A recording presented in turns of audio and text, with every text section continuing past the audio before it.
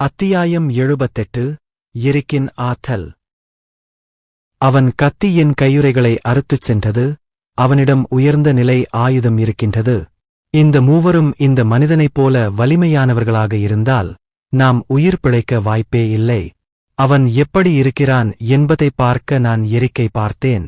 ஏரிக் தற்போது இரட்டை வாள்வீரனுடன் சண்டையிட்டுக் கொண்டிருந்தார். அவர்களின் வாள்கள் மோதிக்கொள்ளும்போது தீப்பொறிகள் பறந்தன. எரிக் ஒரு இடைவெளி எடுக்க வாய்ப்பு கிடைக்கவில்லை. அவர் தனது நிலையை நன்றாக பிடித்துக் கொண்டிருந்தார். ஆனால் அங்கும் இங்கும் சில கீறல்கள் ஏற்பட்டன. அவர்களின் சண்டை நீண்டு செல்லச் செல்ல அந்த கீறல்கள் அதிகமாக சென்றால் ஏரிக் தோற்றுவிடுவார்.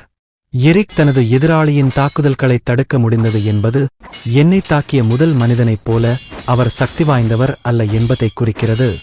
என் எதிரி பெரும்பாலும் மற்ற இருவரின் தலைவராக இருக்கலாம். வாள்வீரனும் சங்கிலி ஏந்தியவனும் என்னை நோக்கி வந்தனர். நான் கீயை என் கையுறைகளில் செலுத்தி அவர்களின் கூட்டு தாக்குதலை எதிர்கொள்ள என்னை தயார்படுத்திக் கொண்டேன். சங்கிலியை வைத்திருந்தவர் சங்கிலியை என் மீது வீசுவதற்கு முன்பு அதை 2 முறை தலையில் சுற்றினார். நான் தப்பிக்க என் இடது காலை திருப்பி சங்கிலியை பிடிக்க முயன்றேன். நான் சங்கிலியை இழுக்கும் முன் வாள்வீரன் ஏற்கனவே என் அருகில் வந்துவிட்டான். நான் சங்கிலியை விட்டுவிட்டு அவன் கிடைமட்டமாக தாக்குவதைத் தவிர்க்க பின்னோக்கி உருண்டேன். இருவரில் பலவீனமானவர் சங்கிலி வைத்திருப்பவர் என்பதால் நான் அவரை நோக்கி சென்றேன். ஆனால் வாள்வீரன் எங்கள் இடையே பாய்ந்து என் பாதையை துண்டித்தான். சங்கிலி வைத்திருப்பவர் இதை பயன்படுத்திக் கொண்டு எங்களுக்கிடையேயான தூரத்தைப் பெற்று தனது தூரத் தாக்குதலை மீண்டும் தொடங்கினார். நான் யாரை குறிவைத்தாலும் மற்றவர் தலையிடுவார். நான் அவர்களுக்கு இடையே சிறிது தூரத்தை உருவாக்கி எனது உத்தியை மறுபரிசீலனை செய்ய முடிவு செய்தேன். இருப்பினும் வாள்வீரனின் வாள் சிவப்பு நிறத்தில் ஒளிரத் தொடங்கியது. அவன் தன் வாளை பல திசைகளிலும் வெட்டத் தொடங்கினான். ஒவ்வொரு முறை சுழற்றும்போது வாளிலிருந்து ஒரு நெருப்புக் கோடு வெளிப்படும். நான் குனிந்து என்னை நோக்கி வரும் நெருப்புக் கோடுகளை பின்னினேன். நெருப்பின் இறுதிக் கத்தி என்னை கடந்து சென்றபோது நெருப்பின் பின்னால் மறைந்திருந்த ஒரு சங்கிலியுடன் இணைக்கப்பட்ட ஒரு உலோக குண்டு தோன்றியது. சரியான நேரத்தில் எதிர்வினையாற்ற முடியாமல் உலோக குண்டு நேராக என் மார்பில் மோதி என்னை பின்னோக்கிப் பறந்து தரையில் விழச் செய்தது. என் வாயிலிருந்து இரத்தம் வழியத் தொடங்கியதால் நான் மூச்சுத் திணறினேன். என் மார்புப் பகுதியை பார்த்தேன். அது விரிசல் அடைந்திருந்தது. எனக்கு காயம் ஏற்பட்டது. ஆனால் அது எவ்வளவு மோசமானது என்று எனக்குத் தெரியவில்லை.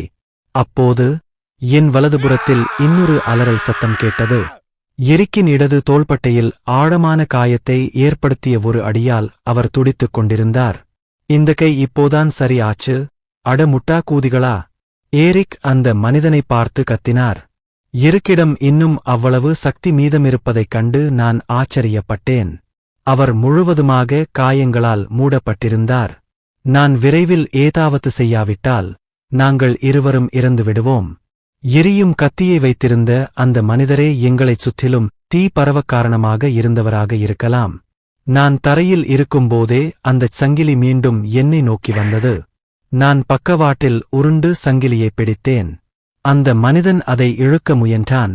ஆனால் அது பயனற்றது. இப்போது என் கீயை முழுவதுமாக என் கையுறைக்குள் ஊற்றிவிட்டேன்.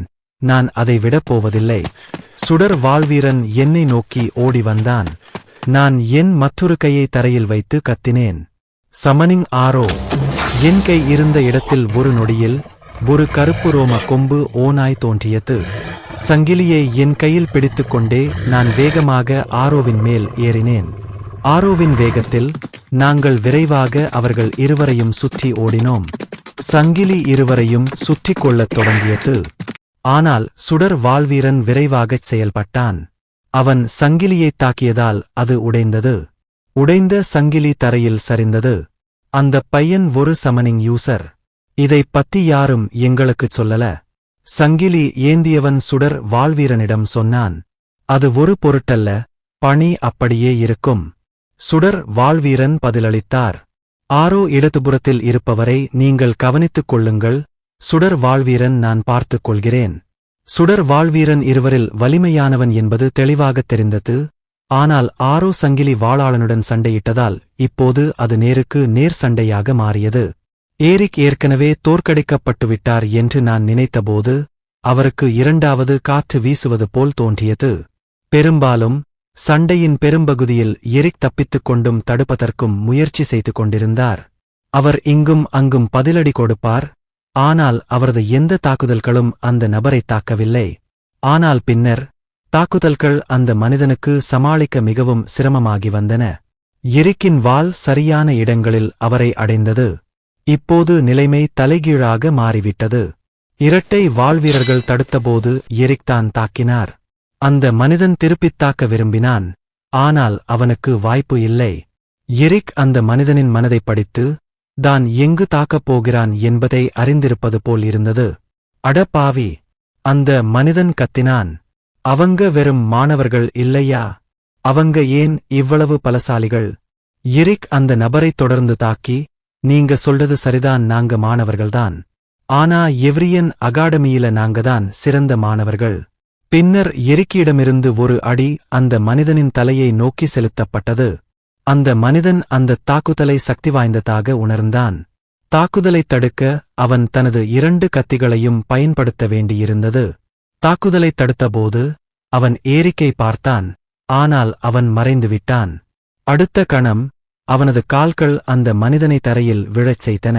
அந்த மனிதன் தாக்குதலைத் தடுத்தவுடன் எரிக் கீழே சென்று அந்த மனிதனின் கால்களை உதைத்து அவனை விழச் செய்தான்.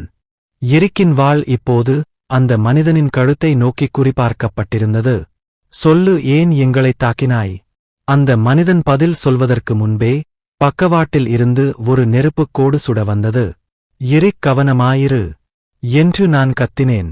எரிக் சரியான நேரத்தில் திரும்பி குதித்தான். ஆனால் தீப்பிழம்புகள் தரையில் இருந்த அந்த மனிதனை தாக்கி அவனை முழுவதுமாக கருப்பாக எரித்துவிட்டன. நான் சண்டையிட்டுக் கொண்டிருக்கும்போது சுடர் வாள்வீரன் எங்கள் சண்டைக்கு இடையில் ஒரு சுடரை வெளியே எய்து தனது சொந்த ஆளை தாக்கினான். எரிக் தரையில் இருந்து எழுந்து நின்று மெதுவாக எங்களை நோக்கி நடக்க ஆரம்பித்தார். கவலைப்படாதேரே, நான் இப்போது உனக்கு உதவ வருகிறேன். எரிக் அந்த வார்த்தைகளைச் சொல்லும்போது அவரது முழங்கால்கள் தளர்ந்து தரையில் விழுந்தன. அங்கேயே இரு, உனக்கு நிறைய ரத்தம் போயிடுச்சு. கவலைப்படாதே, எனக்கு இது பிடிச்சிருக்கு. என் வார்த்தைகள் நம்பிக்கையுடன் ஒலித்தாலும் என் எண்ணங்கள் முற்றிலும் எதிர்மாறாக இருந்தன.